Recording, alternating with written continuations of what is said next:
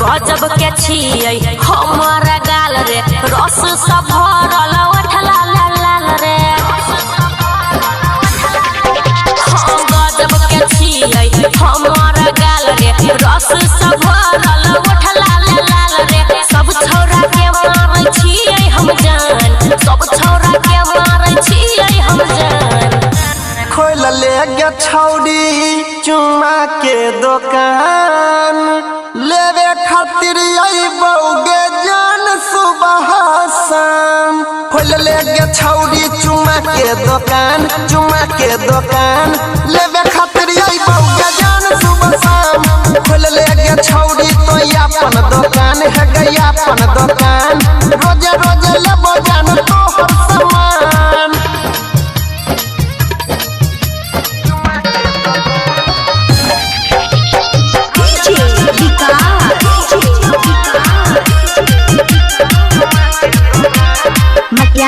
सीतामढ़ी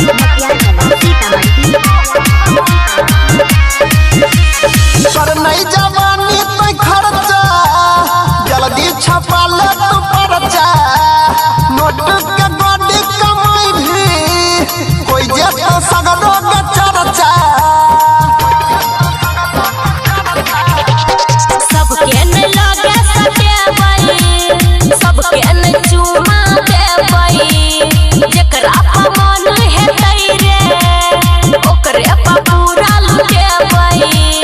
कथिला होइ छही तू परेशान, कथिला होइ छही तू परेशान। खोल ले गे छौरी चुम्मा के दुकान, लेवे खातिर अइबौगे जान सुबह शाम। खोल ले गे छौरी चुम्मा के दुकान, चुम्मा के दुकान, लेवे खातिर अइबौगे जान सुबह शाम। खोल ले गे छौरी तो अपन दुकान है गई अपन दुकान, रोजे रोजे लेबो जान तोहर सामान।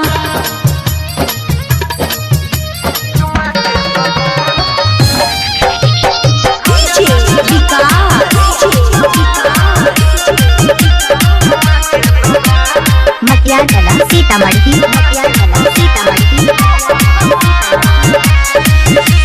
सही सही दाम लगैबो, घाटा नहीं लागे गे देबो। तोरा दुकान के छोड़ के जान दोसर दुकान नहीं जेबो।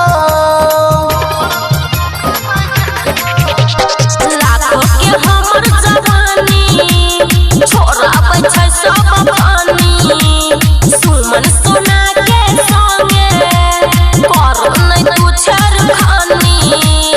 अनिल सोनी बंद राख जुबान, अनिल सोनी बंद राख जुबान। खोल ले गे छौरी चुम्मा के दुकान, लेवे खातिर अइबौगे जान सुबह शाम। खोल ले गे छौरी चुम्मा के दुकान, चुम्मा के दुकान, लेवे खातिर अइबौगे जान सुबह शाम। खोल ले गे छौरी तो अपन दुकान है गई अपन दुकान।